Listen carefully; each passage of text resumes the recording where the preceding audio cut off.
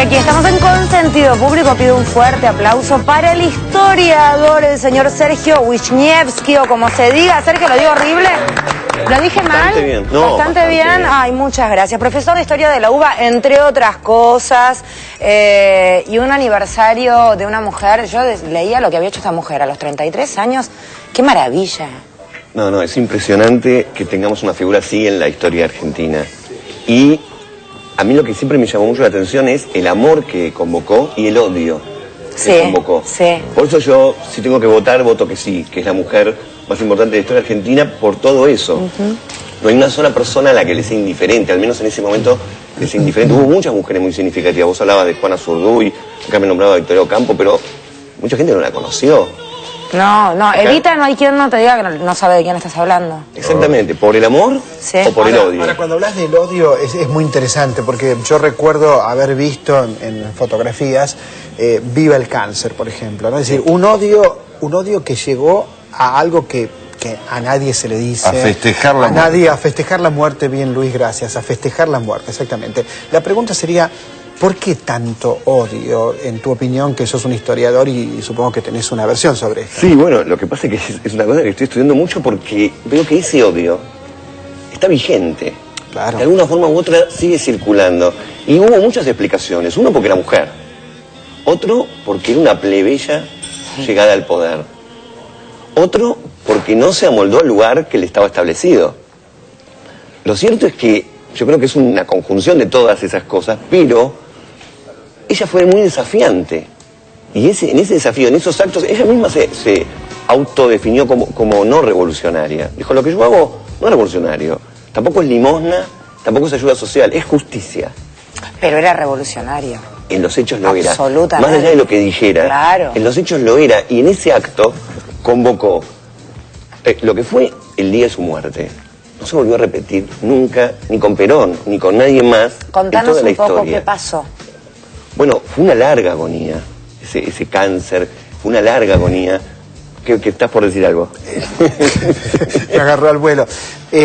Lamentablemente el carácter de Eva Perón no la ayudó en la cura del cáncer, porque no quería que la trataran. Lamentablemente ella no quería que la trataran. ¿Fue tan porque así? pensaba que había una conspiración y que la querían sacar del medio. No solamente eso, sino que estaba tan preocupada por tantas cosas que tenían que ver con sus luchas, que sentía que salir de escena para atender su enfermedad, a la que nunca le dio la importancia real que tenía, y que incluso en esa época no ayudaba a valorar la enfermedad que tenía, la terminó matando. Pero la cuestión es que hay una cosa tan teatral, tan literaria en toda esa vida, porque el día en que una masa enorme le pide que sea vicepresidenta, y ella dice no, ella termina diciendo no, cuando hay gente que se muere porque le pidan que sea vicepresidente o algún tipo de candidatura, y porque tiene esa enfermedad que ya la va postrando cada vez más, y todo lo que ella va diciéndole a la masa y el vínculo que establece con esa masa es muy interesante y nunca se va a terminar de redondear, porque en realidad es algo que tiene algo de mágico. Igual ella dice no, también, como vos bien sabrás, presionada por el sector más reaccionario que apoyaba a Perón, que eran los militares. Algunos militares no querían saber nada con que ella fuera, eso es cierto, con que ella fuera vicepresidenta. Eso es cierto, menos pero la si Iglesia. Perón Era como un hubiese enfrentamiento muy fuerte que iba a tener, ¿no es cierto? No, pero el enfrentamiento tuvo desde el primer día. Ella estaba habituada a eso. Claro. Vos fíjate que había una tradición muy respetada, que era que la Sociedad de Beneficencia, que era un agrupamiento formado por los patricios de Buenos Aires, elegía a la primera dama siempre como su presidenta. A Evita le dijeron, vos no. Usted, lamentablemente usted es tan joven que no. Ella dijo, bueno, entonces elijan a mi madre. Pero de entrada ella fue sesgada. Este enfrentamiento, por supuesto, los militares no iban a soportar a una mujer dándole órdenes. Y el gran problema con la Iglesia era que lo que hacía con la fundación competía con el rol que tenía a ocupar la Iglesia de ayuda a los pobres. Lo que pasa es que era una ayuda desde otro lugar. Hay un documento que es impresionante, me parece que marca un poco por ahí las raíces del odio. Cuando viene el golpe del 55, se hace un informe sobre la Fundación Eva Perón. Y el informe, entre las cosas que dice lo siguiente: hubo un exceso de ayuda a los pobres.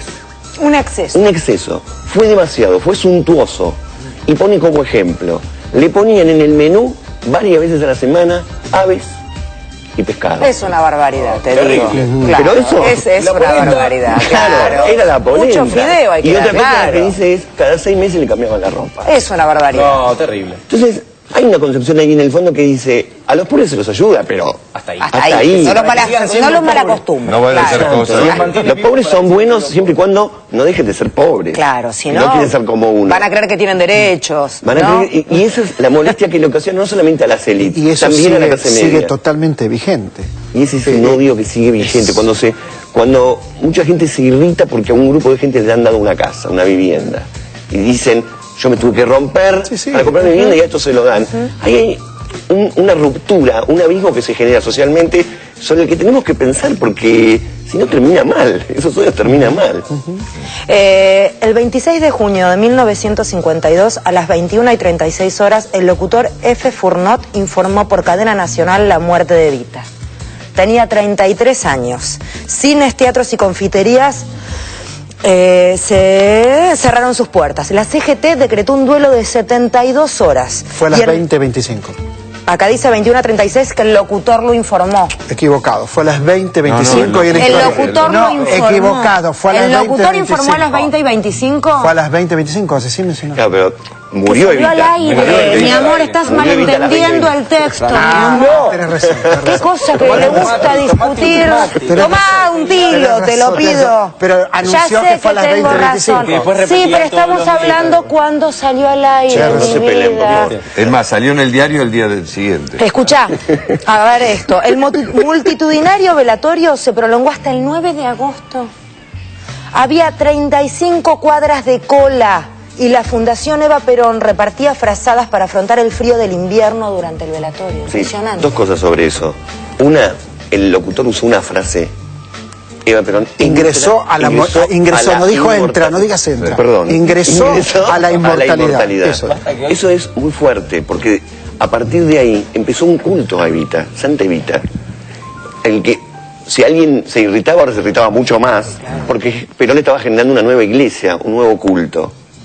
Y durante todos esos días del sepelio, del velatorio, el médico que la iba a embalsamar estaba desesperado porque cada día que pasaba y su trabajo iba empeorando, el cuerpo se iba deteriorando y él fue el que presionó para que le den corte. El doctor Ara, el doctor Ara. El doctor Ara. El Si doctor no, iba a Pedro durar Ara. mucho más porque venía gente de todo el país. Había 65.000 Seguía. personas por día y a ese ritmo, que es muchísimo, todavía podía pasar un mes pasando gente. Esto no se volvió a repetir nunca más en la historia argentina. Tanto esto como el odio, como el otro, la otra cara. No solamente viva el cáncer, después de muerto, un ensañamiento con el cuerpo de el Eva cuerpo. y con la figura de Eva, Bueno, que son y, impresionantes. con Perón también, digamos, ahí hay como una simbología rarísima con lo que pasa, con las manos de Perón, digo. O sea, es muy raro lo que pasa ahí. Ahí hay algo así como... Sí, hay algo medio enfermito. Sí, pero, pasa algo raro. Va a ser reitero. pero son símbolos. Son símbolos. Vos fíjate que en los 70 Eva Perón, más allá de lo que ella haya dicho, fue tomada como una bandera revolucionaria. Son símbolos. Hay gente que más allá de lo que piensa, con lo que hace, se transforma en una bandera y en un símbolo para bien o para mal. Ella renombró a las clases pobres al decirles mis queridos grasitas. Y lo que era una cosa despectiva se transformó en una bandera. Y al mismo tiempo la oligarquía Pensar nombró que a la oligarquía. era una hija natural, no reconocida por su padre, trabajaba en el mundo del espectáculo, lo cual en esa época era como un mote de prostitución o algo por el estilo, o sea, era actriz, se la tildaba de todo esto, y tenía un poder descomunal. Todo eso junto era absolutamente insoportable, sobre todo para las clases dominantes. Vos hablás de la sociedad de beneficencia, ella las echa. En las películas sobre Eva Perón está siempre esa escena donde ella las echa.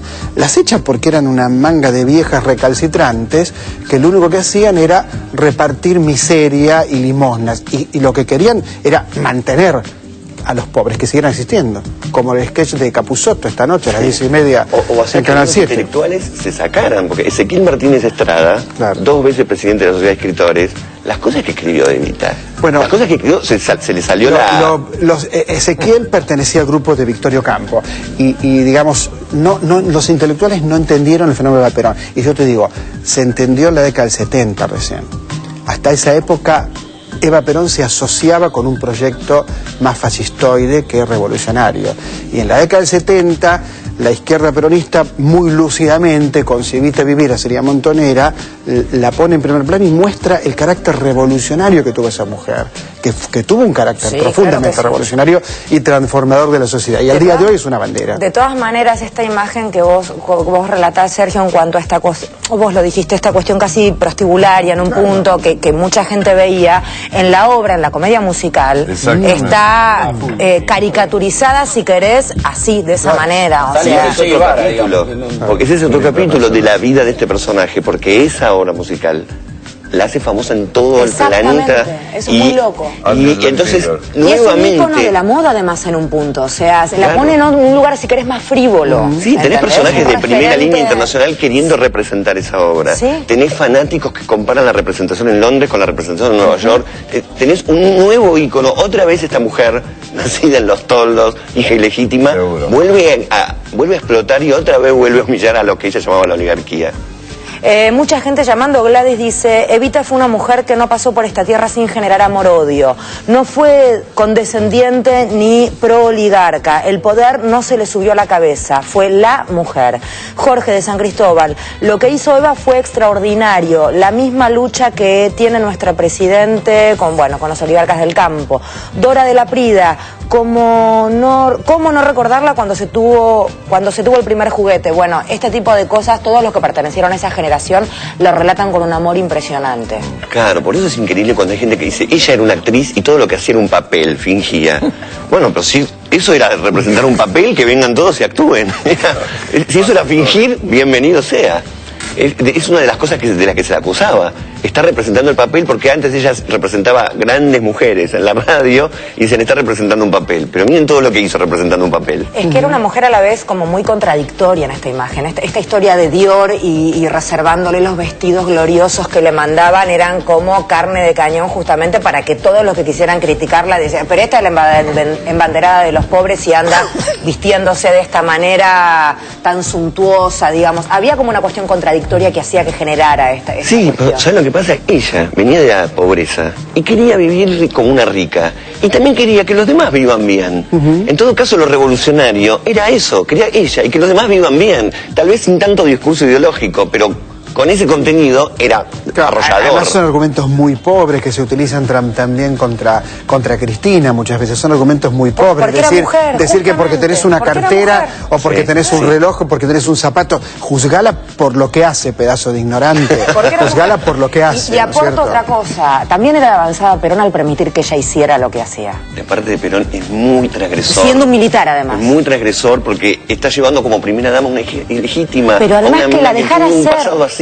Y después la deja hacer, pero hay una cosa impresionante que es Perón le comenta a su secretario en el momento del velatorio: estoy impresionado, no sabía que la querían tanto.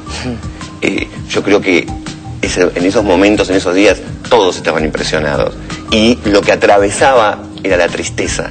Hay una profunda tristeza porque, más allá de las peleas e ideologías, se había muerto Evita, que para muchos, así de esa forma que tiene de querer el pueblo, que es endiosando. Sí, una especie de orfandad, ¿no? Muy grande orfandad, se murió una madre. Una mamá. De hecho, en todo el interior del país ponían, viste que en el interior del país hacían altares para rezarle a Eva Perón.